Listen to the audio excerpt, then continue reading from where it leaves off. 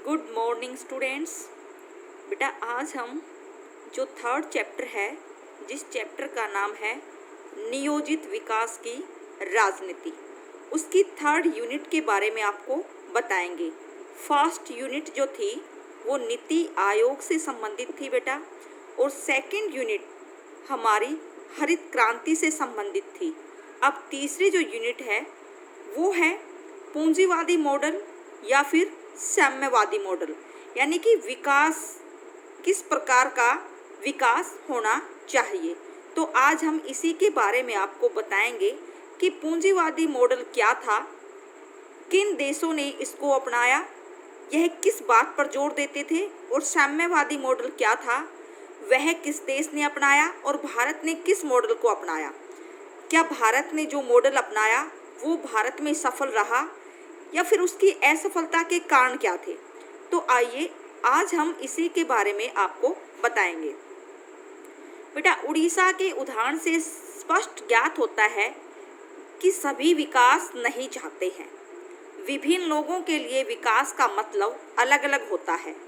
एक उद्योगपति के लिए विकास का अर्थ इस्पात उद्योग की स्थापना होता है। यहाँ बेटा हमने विकास की जो अर्थ लिया है वो अलग अलग रूप में लिया है।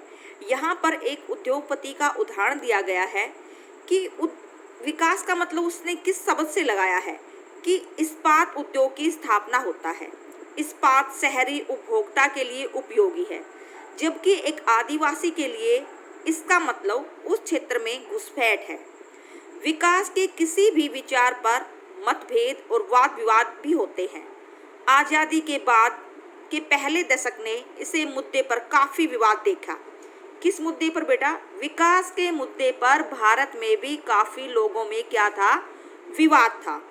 सामान्य विकास के पश्चिम मॉडल का उपयोग विकास के तकनीकों को इजाद करने में हुआ। विकास का मतलब आधुनिक होना था, आधुनिकरण का मतलब पश्चिम का अनुसरण था। यानी कुछ लोगों ने विकास का क्या मतलब समझा कि मॉडर्न होना, और इसका जो असर पड़ रहा था वो पश्चिमी देशों से पड़ रहा था। ऐसा विश्वास था कि हर एक देश को आधुनिकरण की प्रक्रिया से गुजरना होता है, जैसे कि पश्चिम में। इसमें परंपरागत सामाजिक ढांचे का टूटना, पूंजीवादी का विकास और उदारवाद शामिल थे। आधुनिकरण का संबंध विकास के नियमों, भौतिक विकास और व्यवहारिक तार्किकता में था। इससे देशों का विभाजन विकसित, विकासशील और अविकसित समूहों में हुआ। इसका क्या मतलब हुआ बेटा कि आज़ादी के बाद भारत में मेन मुद्दा उठ गया कि किस प्रकार का विकास भारत में संभव है। विकास का अर्थ भी कई लोगों ने अपने अपने अर्थों में अलग अलग प्रकार से लिया। कुछ पश्चिमी देशों के प्रभाव को विकास मान रहे थे कि भारत को आधुनिकरण होना चाहिए, मॉडर्न होना चाहिए। अब बात आती है तो विकास के जो दो मॉडल भारत के सामने थे वो पूंजीवादी मॉडल और साम्यवादी मॉडल थे। तो हम सबसे पहले बात करते हैं विकास का पूंजीवादी मॉडल। विकास का पूंजीवादी मॉडल विकास का संबंध आधुनिकरण तथा पश्चिमी देशों से समाज के जीवन से जोड़ता है। पूंजीवादी मॉडल बेटा पश्चिमी देशों का प्रभाव है, और यह इंसान को आधुनिकरण की तरफ क्या करता है? जोड़ता है। विकासशील देश अपने विकास के लिए पश्चिमी समाजों की नकल करने का प्रयास किया, और जो विकासशील देश हैं, जो पूरी तरह से विकसित नहीं है, उन देशों ने विकास के पथ पर किसके नकल करने का प्रयास किया? पश्चिमी देशों का। विकास के पश्चिमी मॉडल का वर्णन करते हुए जेम्स एस कोलमन ने लिखा कि एक आधुनिक समाज के लक्षण है तुलनात्मक रूप में शहरीकरण का उच्च स्तर, उच्च शिक्षा, उच्च प्रति व्यक्ति आय, विस्तृत भौगोलिक व सामाजिक गतिशीलता, अर्थव्यवस्था में व्यवसायीकरण व औद्योगिकरण का उच्च स्तर, जनसंपर्क माध्यमों का विस्तृत प्रभावशाली नेटवर्क, समाज के सदस्यों की आधुनिक सामाजिक व आर्थिक प्रक्रिया में व्यापक सहभागिता। यानी कि बेटा विकास की जो डेफिनेशन दी है उसमें क्या बताया है कि एक विकास का मतलब एक अच्छा जीवन स्तर, उच्च शिक्षा, और आर्थिक व्यवस्था संपन्न होना। इस मॉडल का तात्पर्य है कि विकासशील देशों को आधुनिकीकरण का मार्ग अपनाना चाहिए। बेटा, दो प्रकार के देश होते हैं, विकासशील और विकसित। तो जो विकासशील देश हैं, जो आर्थिक रूप से अपने आप में संपन्न नहीं है, आत्मसंपन्न या आत्मनिर्भर नहीं है, उन देशों को विकास के लिए आधुनिकीकरण का मार्ग अपनाना चाहिए, यानी कि पूंजीवादी मॉडल अपनाना चाहिए। राजनीतिक रूप में इसका अर्थ है प्रतियोगी बाजार अर्थव्यवस्था को अपनाना तथा सामाजिक अर्थों में समानता के अवसरों को बढ़ना तथा योग्यता को सम्मान देना, यानी कि जो टैलेंट है उसकी क्या करना, रिस्पेक्ट करना, जिसमें टैलेंट है वो आगे बढ़े। पूंजीवादी मॉडल के प्रतिपादकों का मानना है कि आर्थिक वृद्धि विकास की एक महत्वपूर्ण शर्त है। वे इस बात की वकालत करते हैं कि कोई भी राष्ट्र समृद्धशाली स्तर हासिल करने से पहले आर्थिक वृद्धि के विभिन्न चरणों से गुजरता है। डब्ल्यू रोस्टो ने आर्थिक वृद्धि मॉडल के 5 चरण बताए हैं। वो 5 चरण कौन कौन से हैं बेटा? यहाँ हम बेटा पूंजीवादी मॉडल के 5 आर्थिक वृद्धि मॉडल के चरण बता रहे हैं। पारंपरिक चरण, सबसे पहला जो चरण है वो कौन सा है? पारंपरिक चरण है। पारंपरिक चरण, यह चरण प्रौद्योगिकी के अभाव तथा कृषि में अत्यधिक श्रम पर आधारित है। सह-क्रांति चरण, इसमें प्रौद्योगिकी में उन्नति के आधार पर प्रस्थान की पूर्व शर्त शामिल है। और प्रस्थान चरण, इस चरण में औद्योगिकरण की संरचना सीमाएं समाप्त हो जाती हैं और उद्यमी वर्ग का उद्भव होता है। और परिपक्व चरण क्या होता है? इस चरण में औद्योगिकरण आरंभ होता है तथा प्रौद्योगिकी व उत्पादकता में वृद्धि होती है। और उच्चतर चरण, इस चरण में समाज मौलिक जरूरतों से ऊपर उठकर विशाल मात्रा में उपभोग वस्तुओं का प्रयोग शुरू कर देता है। बेटा, पूंजीवादी मॉडल के अनुसार आर्थिक वृद्धि विकास का एक अभिन्न अंग था। अपने विकास को सुनिश्चित करने के लिए इस मॉडल ने विकासशील देशों को पूंजीवादी देशों के पद चिन्हों का अनुसरण करने का सुझाव दिया। यानी कि पूंजीवादी मॉडल वो मॉडल था जिसने विकासशील देशों को अपने पद चिन्हों पर चलने के लिए सुझाव दिया कि आप पूंजीवादी मॉडल को अपनाइए, जिसमें टैलेंट है वो आगे बढ़िए, आर्थिक वृद्धि को बढ़ाइए। इस कारण एजी फ्रैंक ने इस मॉडल की आलोचना की। फ्रैंक के मतानुसार पश्चिमी समाजों में अल्प विकास पारंपरिक समाज की मौलिक अव्यवस्था थी, जबकि विकासशील देशों में अल्प विकास यूरोपीय साम्राज्यवाद की देन थी। विकासशील देश विकसित राष्ट्रों के समान विकास के मार्ग का अनुसरण नहीं कर पाएंगे। यानी कि बेटा, एक ऐसे विद्वान भी है एजी फ्रैंक, जिन्होंने इस पूंजीवादी मॉडल की आलोचना की है। उनका मानना है कि विकासशील देश विकसित राष्ट्रों के समान विकास के मार्ग का अनुसरण नहीं कर पाएंगे।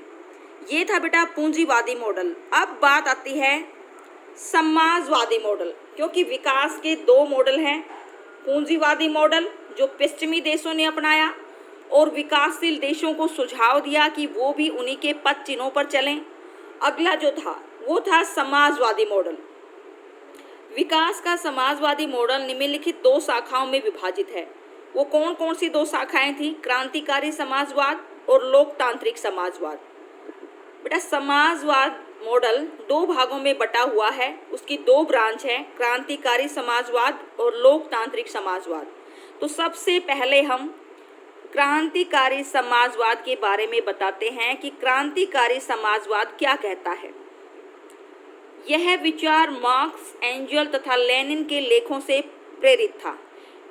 क्रांतिकारी समाजवाद के जो लेखक हुए हैं बेटा, विद्वान हुए हैं कार्ल मार्क्स, एंजल और लेनिन।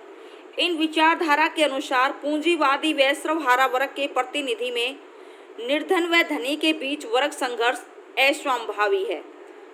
पूंजीवादियों का उत्पादन के साधनों पर नियंत्रण होता है और वे सर्वहारा वर्ग का शोषण करते हैं। क्रांतिकारी समाजवाद क्या कहता है कि पूंजीवादी गरीब व्यक्तियों का क्या करता है? शोषण करता है, क्योंकि सब सुविधाओं पर किसका अधिकार होता है? अमीर व्यक्तियों का। विकास का सिद्धांत केवल पूंजीवादियों के लिए था तथा सर्वहारा वर्ग पूर्ण इससे अछूता रहा था। इस प्रकार इस सिद्धांत ने उत्पादन के साधनों के नाश के लिए क्रांतिकारी पद्धति को अपनाकर उत्पादन के साधनों पर आधिपत्य द्वारा संपूर्ण समाजीकरण का आह्वान किया कि समाज के उत्पादन के साधनों पर सभी का समान अधिकार हो। द्वितीय विश्व युद्ध के बाद यह व्यवस्था सोवियत संघ, Hungary, Poland, Czechoslovakia, Bulgaria, Romania, पूर्वी जर्मनी, चीन, वियतनाम, उत्तरी कोरिया और क्यूबा में स्थापित हुई। यानी कि फिर ये वो देश है जहां पर क्रांतिकारी समाजवाद का जन्म हुआ। सोवियत संघ, हंगरी, पोलैंड, चेकोस्लोवाकिया, बुल्गारिया, इन देशों में क्रांतिकारी समाजवाद की भावना उत्पन्न हुई।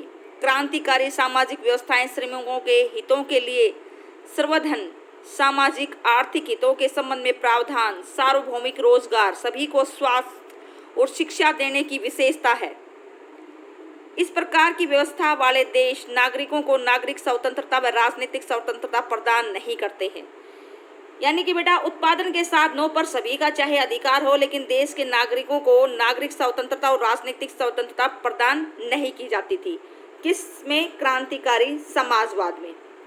अब बात आती है लोकतांत्रिक समाजवाद की। हम क्रांतिकारी समाजवाद को पढ़ने के बाद, उसको समझने के बाद अब किस पर आते हैं? लोकतांत्रिक समाजवाद पर।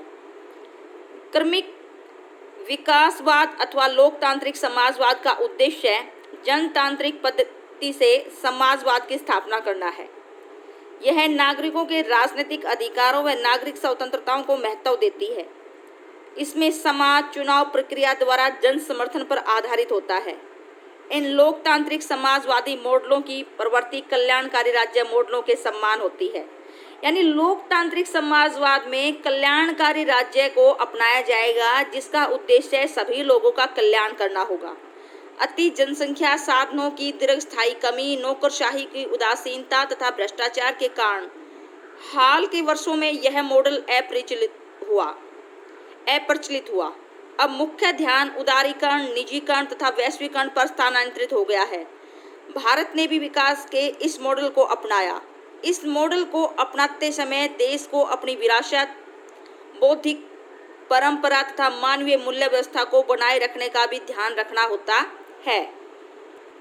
यानी कि बेटा भारत ने जिस मॉडल को अपनाया वो लोकतांत्रिक समाजवाद पर आधारित था। लोकतांत्रिक समाजवाद में कल्याणकारी राज्य की स्थापना की गई। कल्याणकारी राज्य में सभी लोगों का विकास होना चाहिए और भारत इसी मॉडल को अपनाता है। इसी मॉडल को आगे बढ़ाता हुआ अपनी मूल व्यवस्था को बनाए रखने का ध्यान करता है। स्वतंत्रता आंदोलन के कई नेताओं को लगा था कि स्वतंत्र भारत का व्यवहारिक हित उपनिवेशिक भारत से अलग होना था और भारत सरकार को इसमें मुख्य भूमिका अदा करनी थी। गरीबी हटाना और सामाजिक और आर्थिक पुनर्वितरण को सरकार की प्राथमिक जिम्मेवारियों के रूप में देखा जा रहा था। इस विषय पर वाद विवाद हुए कि भारत को औद्योगिकरण का रास्ता अपनाना चाहिए या गरीबी हटाने और कृषि को प्राथमिकता मिलनी चाहिए। इस तरह भारत ने बेटा दो मॉडल को ध्यान में रखते हुए पूंजीवादी मॉडल और साम्यवादी मॉडल को ध्यान में रखते हुए भारत ने मिश्रित अर्थव्यवस्था को अपनाया।